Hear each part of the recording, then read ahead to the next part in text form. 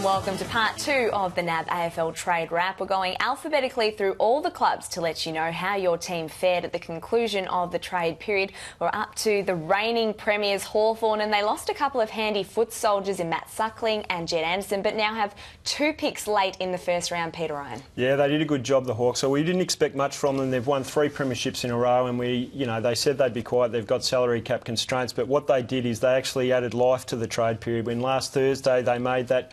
It came to light that they'd made a strategic play for Jake Carlisle. They'd managed to get Essendon on board and agreed to trade the defender to the Hawks. It was well executed. It was done by a professional club who saw an opportunity and took it, and it's why they've been the 3-time premiership team.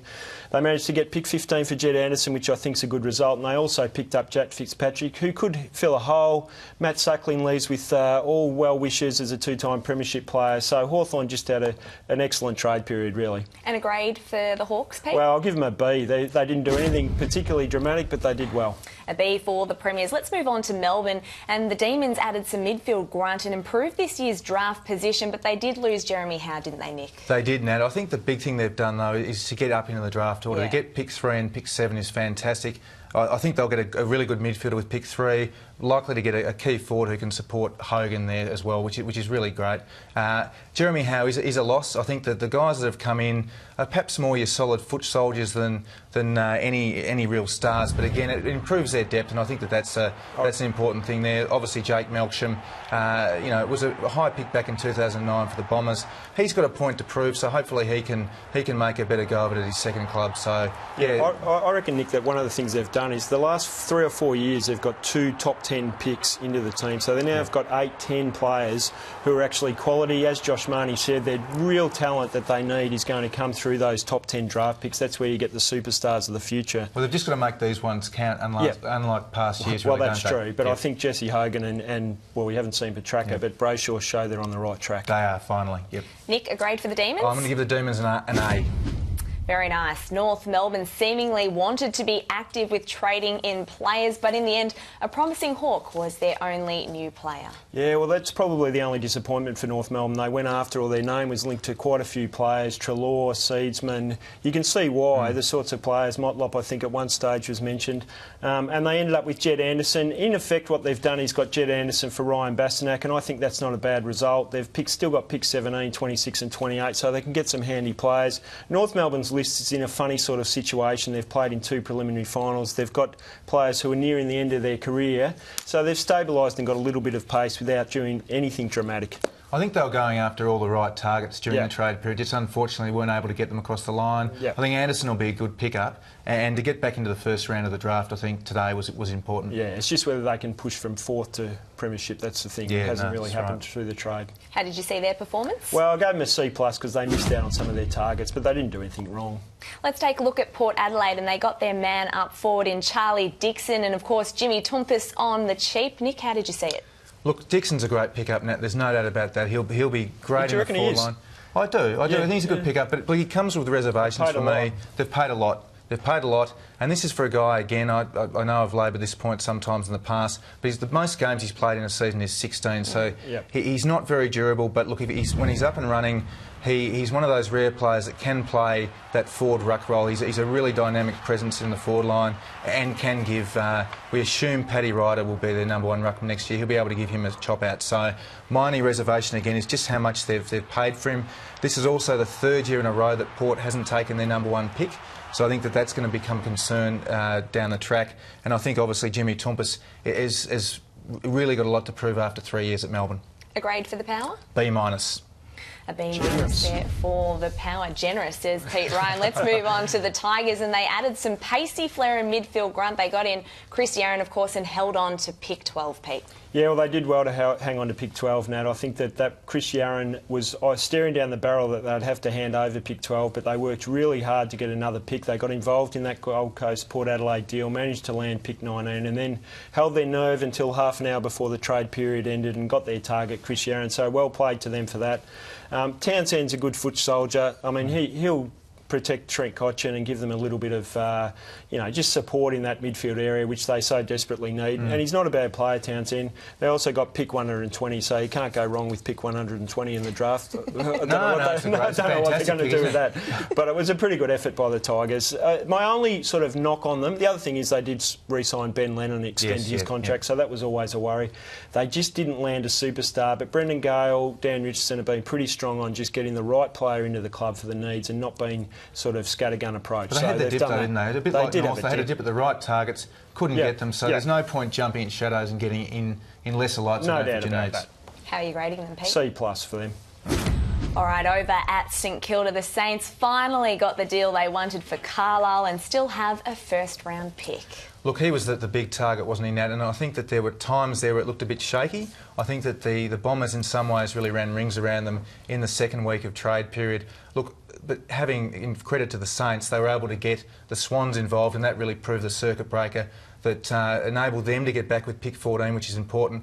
So they've got their big key defender. They've also got Nathan Freeman from Collingwood, who is could be a real talent if he can get over his hamstring injury problems, and will give them some of that run they've really been looking through for the midfield. So I think that that's been a good pickup as well. They took some risks, and now Jake Carlisle obviously has got a bit of a question mark when he walks into the club. So it's unfortunate for St Kilda. It's disappointing for them and their fans, but hopefully he can make the decision work. He's got 4 years to prove himself. He's obviously got talent. Yeah, a tough trade period, but I think they've come out of it pretty well. Yeah. And the grade you're giving them? Giving them a B+.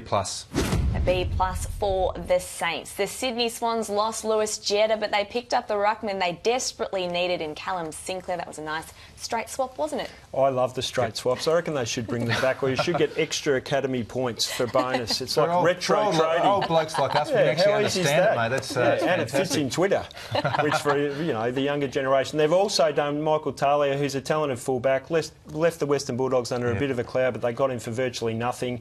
I mean, the Sydney Swans, I still scratch my head of how they'd been banned from trading and then even limited trading period for the last 2 years.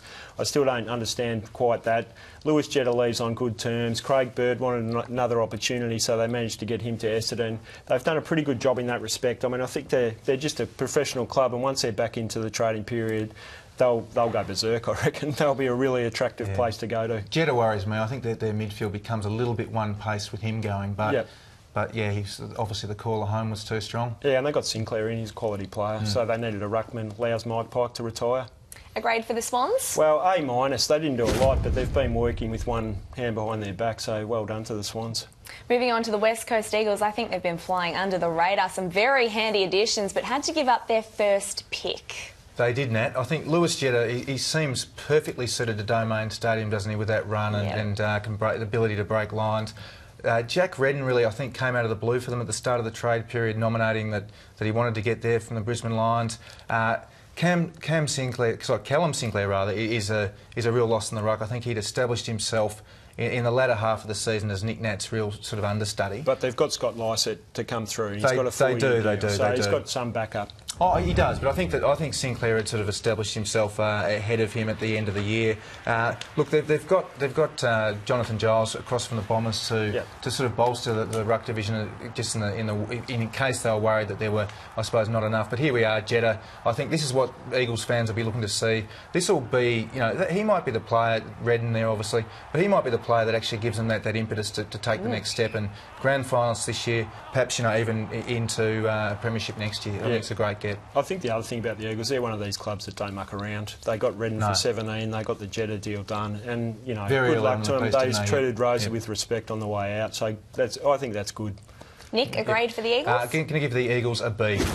A B for the Eagles and the Bulldogs. After being the headline act last year, they acquired just the one player this time. Yeah, they were the headline act last year. Who could forget? But this year, they just got Matt Suckling, a free agent, a text message from Luke Beveridge, and he was over the line. He's a two-time premiership player. I mean, he will add something to them, definitely. And they've also got pick 20 and 21, which they transferred for pick 11, so they obviously know what they're doing there. I think they held their nerve. They haven't gone for anything silly. They haven't done a lot, really. But they wanted a ruckman, I think, late, and they probably will need a ruckman next year. Yeah. The thing for the Bulldogs is that they've got such a talented list now, they really have to make sure that they retain. They've got Tom Boyd on a big wage for the next 5 or 6 years. They've got Bontempelli sign up, so they really have to start planning 5 years in advance to have Jake Stringer and these guys locked away. that was what this trade period was about, consolidating for them. I like the fact of how targeted they were in their search for a ruckman. I think they obviously had a look at Stephen Martin, couldn't get him from the Lions. They had a look at Matt Lobey, couldn't get him. And I think that beyond that, they weren't going to mess around with anyone that they weren't really that keen on. Agree 100%. A grade for the Doggies? A big fat B. A B for the Doggies to round it out. Now, we've had a look at all of the teams. Who was the biggest winner, do you think? Pete, we'll start with you. Well, it's hard to say. I think Geelong, if you get Patrick Dangerfield into hard to say. No, well, I just think they've given a lot up. So they need to actually win a premiership from this sort of trading. So Dangerfield, Selwood, Henderson, they're super players, super people, really. Can't go wrong. I don't think it's that hard, Nat. I'm going to go for the Cats. Surprise, surprise. Surprise, surprise. Well, you gave him the A+ earlier in part 1 of the wrap show. Pete, the worst performance for you? Well, it's interesting. I think until they got Yarran, I had Richmond on that precipice. I'd say that it's probably Richmond if they could have landed another real quality midfielder. I think that's the only disappointment. But it's hard to really knock what they did, to be honest. So Richmond.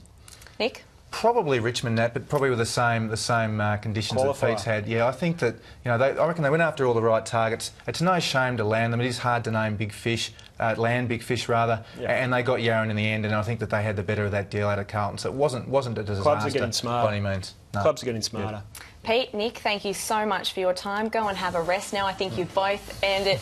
And thank you very much for joining us. Make sure you continue to click back to afl.com.au for all the latest news, videos and updates, especially now as the attention turns to the 2015 NAB AFL draft in the coming weeks. Thanks for watching.